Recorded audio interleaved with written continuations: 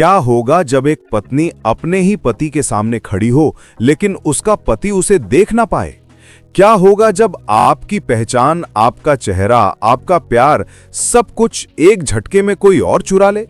जी हां दोस्तों, आपके पसंदीदा शो मन सुंदर में आ गया है एक ऐसा तूफान जो रूही और नाहर की जिंदगी को तबाह करने वाला है। एक भयानक आत्मा ने रूही का सिर्फ शरीर ही नहीं बल्कि उसकी पूरी दुनिया छीन ली है और बेचारी रूही अपने ही घर में एक भटकती रूह बनकर रह गई है।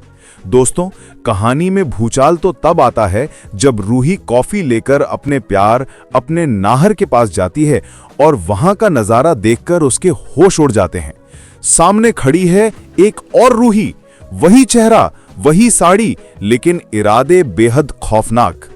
ये कोई और नहीं बल्कि पेंटिंग से निकली वो दुष्ट आत्मा है जिसे नाहर से प्यार हो गया है और अब वो किसी भी कीमत पर नाहर को हासिल करना चाहती है। जब असली रूही उस आत्मा से सवाल करती है तो हिम्मत देखिए उस आत्मा की। वो साफ साफ कहती है, नाहर अब सिर्फ मेरा है और तुम तो अब सिर्फ एक आत्मा हो जिसे कोई देख नहीं सकता, कोई सुन नहीं सकता।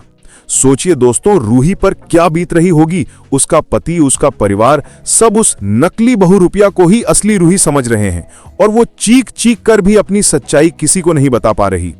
लेकिन ये आत्मा सिर्फ नाहर को पाना नहीं चाहती बल्कि उसका प्लान तो और भी ज्यादा डरावना है। वो नाहर को एक सुनसान पहाड़ी पर ले जाती है, बहाना करती है फोटो खींचने का, लेकिन उसका असली मकसद नाहर को उस ऊंचाई से धक्का देकर मार डालना है ताकि वो उसकी आत्मा को हमेशा के लिए अपने साथ ले जा सके। दूर खड़ी अदृश्य रूही ये सब देख लेती है और उसकी रूह कांप उठती है। वो भगवान से रो रो कर प्रार्थना करती है, अपने प्यार की जान बचाने के लिए गिड़गिड़ाती है और कहते हैं ना, जब एक सुहागन दिल से दुआ करती है तो भगवान भी चमत्कार करते हैं। जैसे ही वो आत्मा नाहर को धक्का देने वाली होती है तभी नाहर का फोन बज उठता है। ऑफिस से एक जरूरी कॉल आता है और नाहर को तुरंत निकलना पड़ता है। एक फोन कॉल ने नाहर की जान बचा ली और उस दुष्ट आत्मा का प्लान फेल हो गया।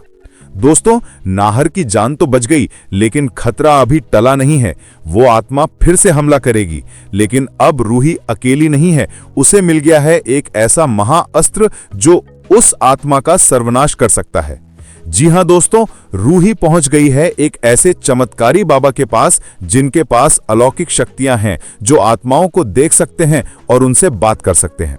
बाबा ने पहली ही नजर में रूही को पहचान लिया और उसे वचन दिया है कि वो उस दुष्ट आत्मा को सबक सिखाएंगे और रूही को उसका शरीर और उसकी जिंदगी वापस दिलाएंगे। तो दोस्तों, आपको क्या लगता है, क्या बाबा की शक्तियों के आगे टिक पाएगी वो दुष्ट आत्मा? क्या नाहर कभी ये खौफनाक सच जान पाएगा कि वो जिसके साथ रह रहा है वो रूही नहीं बल्कि एक बहुरूपिया है? और सबसे बड़ा सवाल, क्या रूही को उसका प्यार, उसका नाहर वापस मिलेगा?